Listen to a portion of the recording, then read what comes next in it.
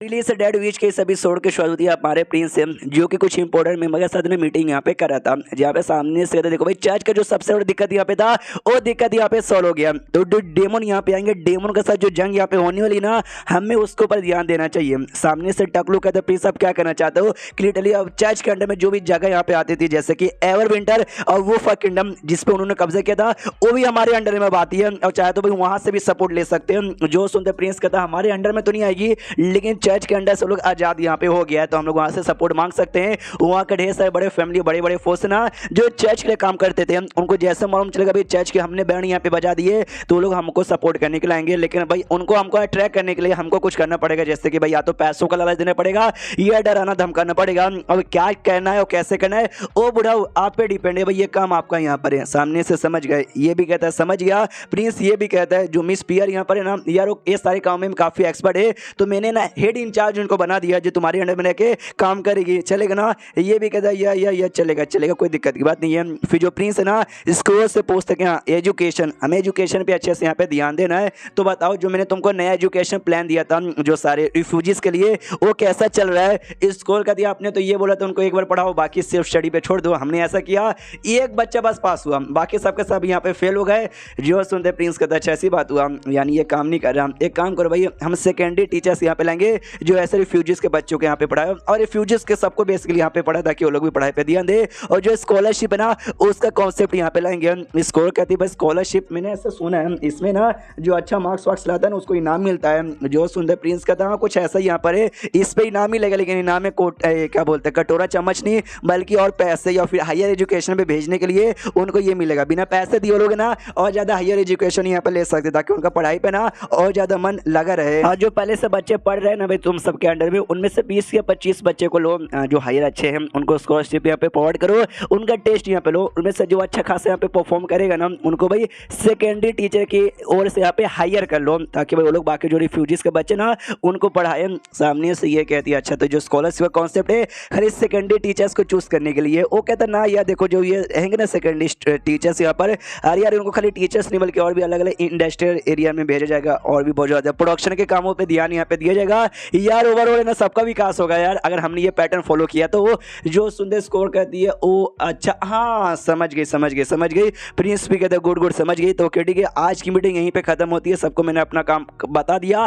Kyle या तुमसे important काम है मेरे ऑफिस में आ जाओ अकेले में बातचीत करना है। तो काइल सामने से प्रिंस यार कुछ बात है क्या, बात है जल्दी से बोलिए यार मुझे जाके एक्सपेरिमेंट करना है। तो अपना प्रिंस कहते हैं यार एकदम पहले जैसे एकदम इतना जल्दबाजी के मैं क्या बोलूँ, जरा आराम से बैठो मेरी बात सुनो। जो केमिकल इंडस्ट्री है ना अपन तुमको उसका मिनिस्टर बनाना चाहता था, मैंने तुमको पहले भी बोला तुमने मना कर दिया, मैंने वापस से सोच समझने को बोला था वापस से सोच समझ लिए, बोला वो आपका क्या विचार है। ये कहता है मैंने सोचा समझा थैंक यू मुझे ऐसा ऑफर देने के लिए लेकिन मुझे एक्सपेरिमेंट करने पे ज़्यादा पसंद है, अगर आपने भाई मुझे मिनिस्टर बना दिया वो काम में बिजी हो जाऊंगा एक्सपेरिमेंट उतने अच्छे से नहीं कर पाऊंगा तो आई एम सॉरी। जो सुनते प्रिंस कहता भाई सॉरी बोलने से पहले यार मेरी पूरी की पूरी बात तो यहाँ पे सुन लीजिए, आपको ऐसा ऑफर दूंगा कि आप मना भी नहीं कर पाओगे। ये लो भाई पीरियोडिक टेबल यहाँ पे निकाल के देता है और वो देख के चौक जाता है भाई पीरियोडिक टेबल, अरे यार आपने मुझे लास्ट टाइम दिया था उसमें कुछ ही एलिमेंट थे, मैंने पूछा बाकी एलिमेंट का क्या, आपने बोला मेनू याद नहीं है और अब आपको याद आ गया। प्रिंस कहते याद आ गया, ये टेबल भी रखो और साथ ही में क्या बोलते हैं भाई और भी कमाल कमाल के केमिस्ट्री से रिलेटेड केमिकल फॉर्मूला और ऐसी ऐसी ज्ञान की बातें बताऊंगा ना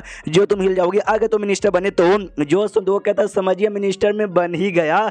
जो सुंदर प्रिंस कहता गुड, केमिस्ट्री का जब नाम यहाँ पर आएगा ना तो सबसे पहले तेरा नाम लिया जाएगा, Kyle the father of chemistry बोला जाएगा।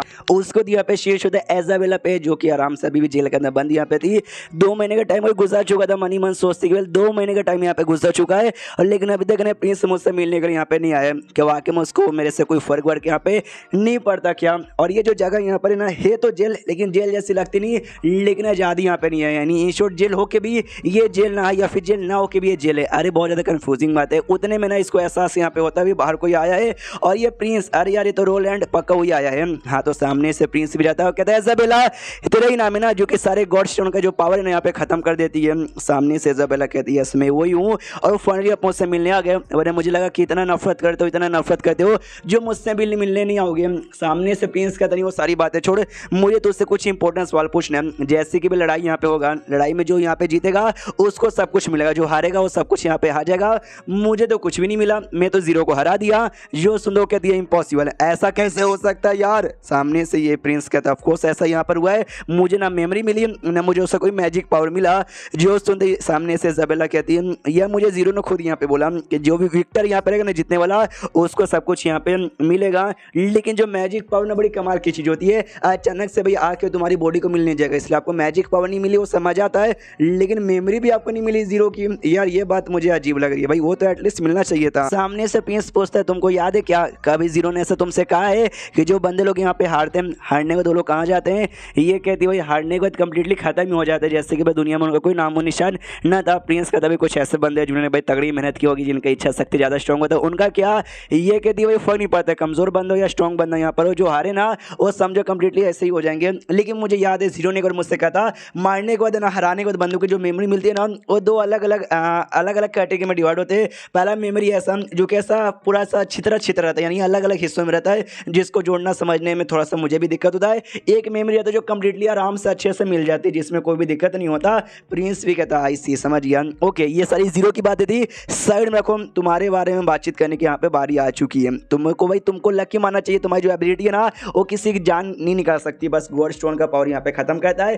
तुम ही ने मेरे गॉड स्टोन का पावर खत्म किया था, जिस चक्कर में जीरो मेरे ऊपर अटैक कर पाई। ये नहीं देखा जाए तू भी यहाँ पे क्रिमिनल तो है। सामने से वो भी कहती है मैं क्रिमिनल हूँ, तो भाई दीजिए मुझे सजा। सामने से प्रिंस कहता है अच्छा ठीक है भाई, तो मैं तुम्हारी जान यहाँ पे नहीं निकालूंगा, तुम्हारी जान यहाँ पे छोड़ दूंगा, लेकिन भाई क्राइम तुमने बहुत यहाँ पे किया, चर्चों को सपोर्ट किया है, ये नहीं सजा मिलेगी, सजा तो बराबर मिलेगी। वो घुटने पे आती है और सामने से कहती है कि वेल चलेगा, आप सामने से मुझे सजा दे दो, बस आप ना भाई डेमन को हरा दो, पूरी दुनिया को बचा लो, मुझे और कुछ भी नहीं चाहिए। प्रिंस कहते या वो तो मैं यहाँ पे करूंगा, लेकिन जो मेरा रास्ता यहाँ पर है ना वो चर्च वालों से अलग है। मासूम लोग को मार के, मासूम टीचर्स को मार के मैं डेमन को नहीं हराऊंगा, मैं सबको बचाऊंगा और डेमन को हराऊंगा, लेकिन उससे तुमको अपनी आदतें सुधारनी पड़ेगी। वो कहती है या सुधार लूंगे, घुटने पे थी। सामने से प्रिंस कहता है मेरी माँ तू चर्च में यहाँ पे नहीं है, तो इसलिए भाई तू मेरी कोई गुलाम या फिर मेरी कोई नौकरानी नहीं है, बल्कि वाकई वीचे जैसी है, तो ऐसे घुटने पे आया मत कर। सामने से तुझे बस कहते को सपोर्ट करना है, और जो भी रिसर्च है रिसर्च में उसको सपोर्ट करना है। ये कहती बस मुझे इतना ही करना है। प्रिंस कहता है यस बस तुझे इतना ही करना है, इससे ज़्यादा कुछ भी नहीं करना। बस एक बात यहाँ पे याद रख, तू है ना चर्च की कोई प्योर वीच यहाँ पे नहीं है, बल्कि हमारा जो वीच यूनियन है ना, तू हमारी वीच यूनियन की नई वीच बन चुकी है। बाय, इतना बोल के सज जा रहा था। ऐसा बेला कहते रुकिए ना, एक छोटी सी बात मुझे और पूछना था। मेरे साथ ना कुछ और विचेस यहाँ पे थी, उनका क्या हुआ मुझे उनके बारे में कोई खबर नहीं है। जो सुनते प्रिंस का तो उनका टेंशन मतलब वो कहीं भी है, बस तेरे से अच्छे जगह पर है। बा इतना बोल के निकल जाता है और अपनी इजाबेला भी खिड़की से ऐसा देखते देखते कहती wow what a nice day. हाँ इतना जैसे बोलती है, चैप्टर यहीं पे खत्म हो जाता है। नाइस डे के साथ नाइस एपिसोड भी था, तो इस नाइस एपिसोड पे 1500 का जो लाइक है ना वो लाइक यहाँ पे पूरा कर दीजिए। तो चैप्टर खत्म तो वीडियो भी खत्म। तो मिलते हैं अगले किसी वीडियो में, जब तक के लिए बाय बाय।